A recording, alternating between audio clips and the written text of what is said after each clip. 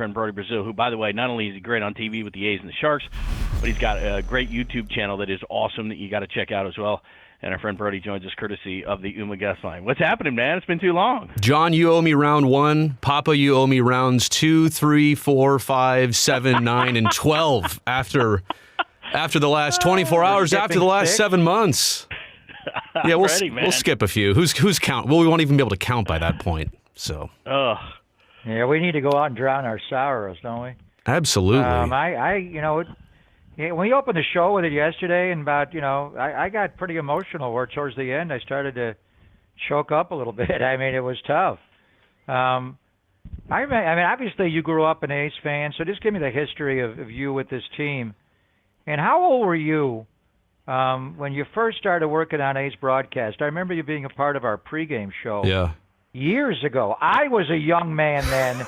You must have been in diapers. How old were you then? Yeah, well, 2005 was, I think, my first full season around the team. 18 years ago? I guess I was 24 back then. No, yeah, 24. Born in 81, went to my first game in 82.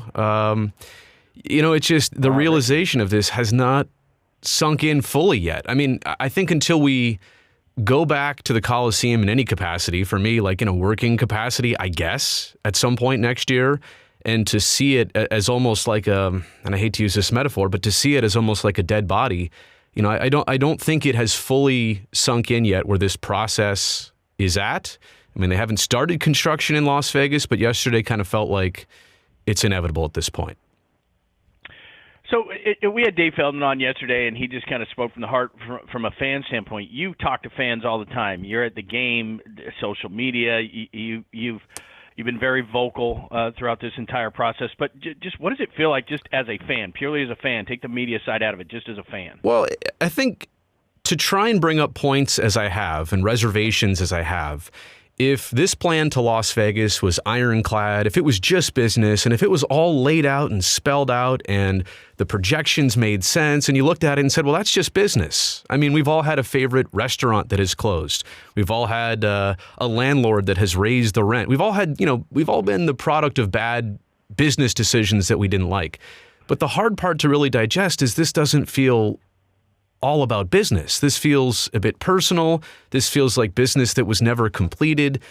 This does not feel procedural at all. And again, if you could understand why this was happening, where this was happening, and the process that's been going on, but it's been so convoluted, it's been so secretive, so many things, behind the curtains that have been going on. I think that's the hard part to digest, is that you do the math, you say it out loud, and still none of it makes sense.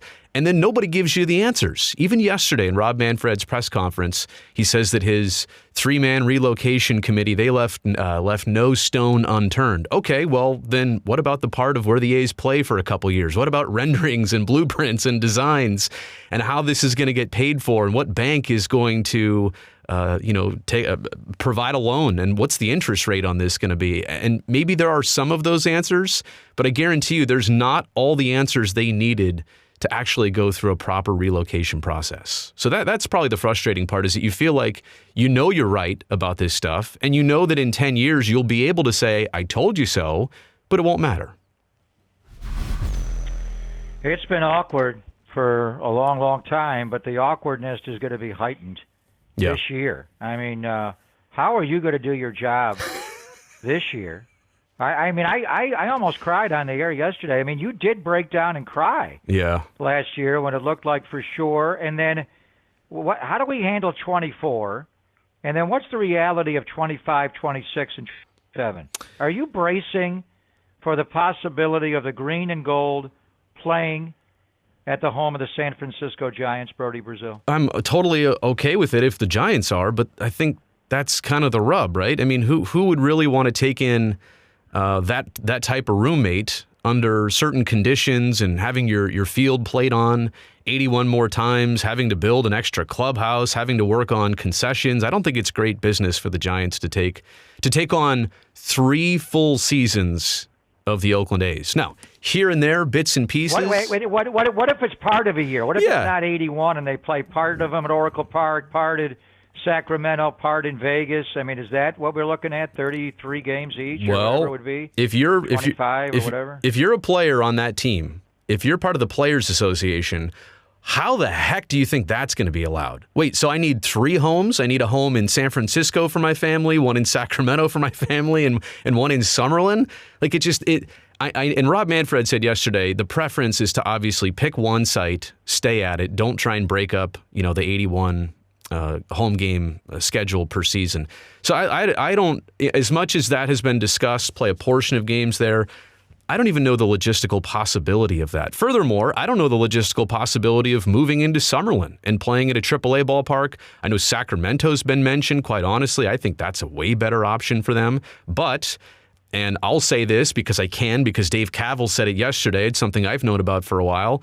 If the A's move to the Sacramento market, even for 3 years, they're off the TV deal with NBC Sports, and that is a big subtraction of revenue that they will not have. So there are so many things. But $60 million, right? Well, 60 million. Or more.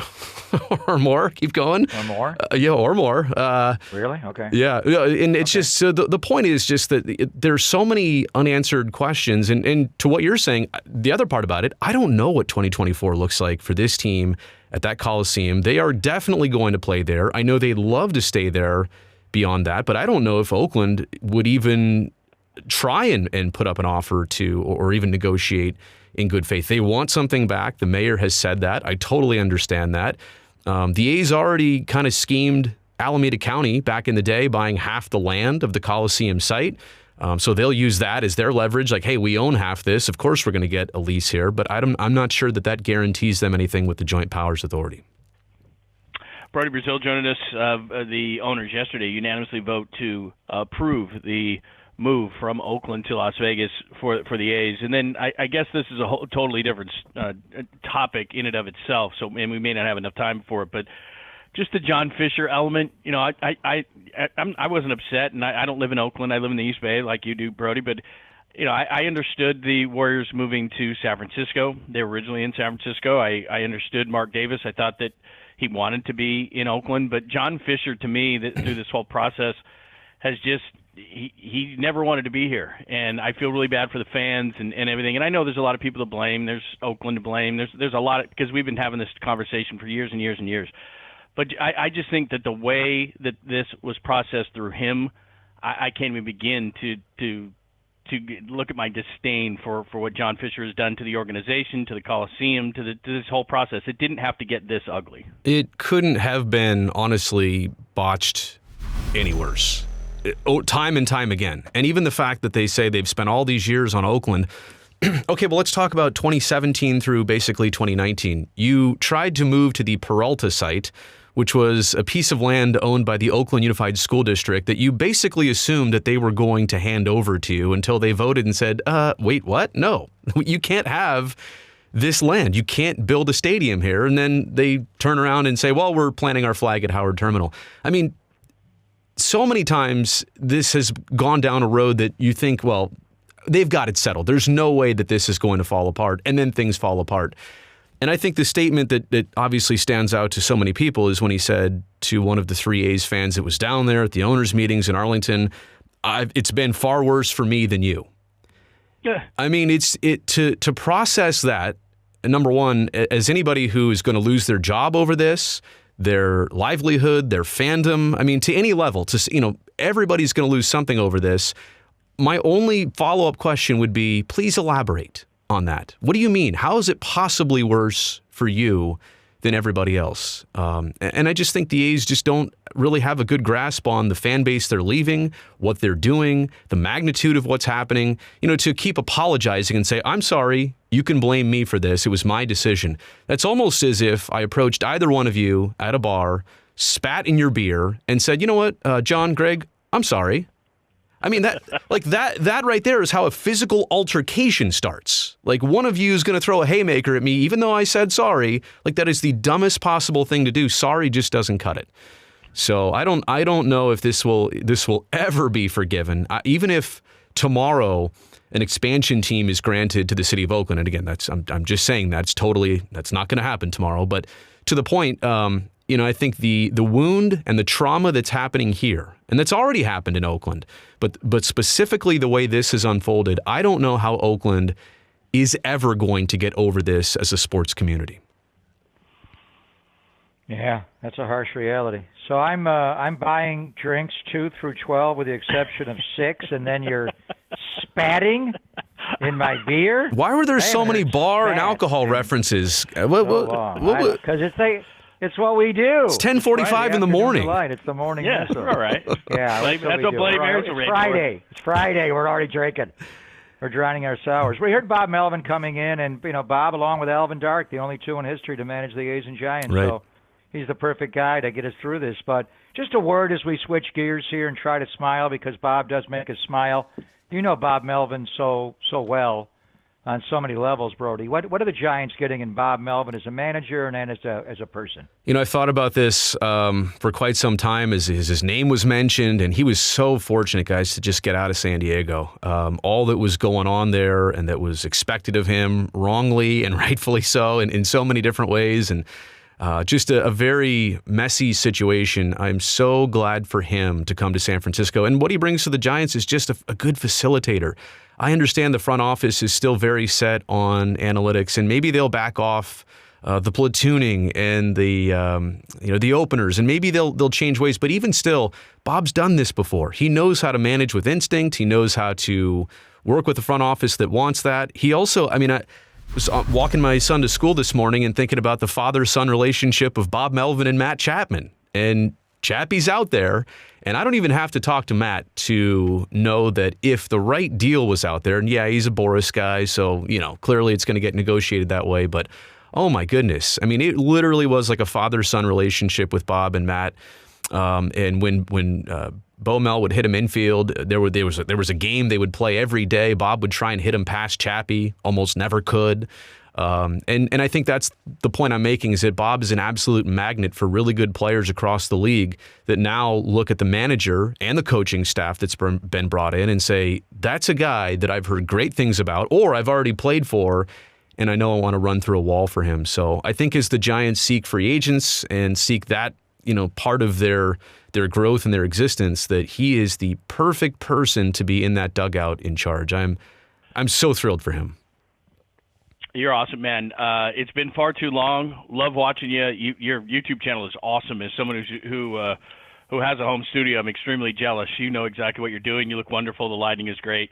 Awesome stuff, man. Hey, Johnny, fun fact. You didn't know this, but I've been recording this whole interview in the home studio. I've even been switching cameras with my foot pedal the whole time, and I will have this interview on YouTube later. Very nice. So, and you did it pre-pandemic, didn't you? You were doing this pre-pandemic. Oh, I've been on the home studio. They say, guys, having a home studio is like the new suit and tie. It's like it's the way to show up. You don't want to. And Johnny, I've seen yours too. Greg, we got to work on yours. I'll come over. You let me. Yeah, we do. Let me come over the house. Come over the house, and then we'll take care of you. Yeah. Good stuff.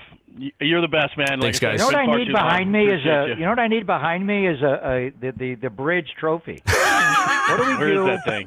What are we going to do? Retire what that? are we going to call A's Giants when they're in the desert? How about this? We're gonna take a boat to the middle of the bay, and we're going to throw that thing somewhere east of Alcatraz and west of the. That'll be like the Titanic. We'll never be able to dig that up, too. How much does that weigh, the bridge? It's about 45 pounds. More than the bridge. Yeah. It's going to sink really fast. And I think there's some people's ankles we should tie it to on the way down. Just saying. Ooh, that's a good call. I know a couple. Oh, wow. What? I wasn't specific. No, No, not at all. Not at all. The Italian in me has no idea. Brody, we owe you those drinks. We'll talk to you soon, and continued success, man. It's always great to catch up. Thanks, fellas.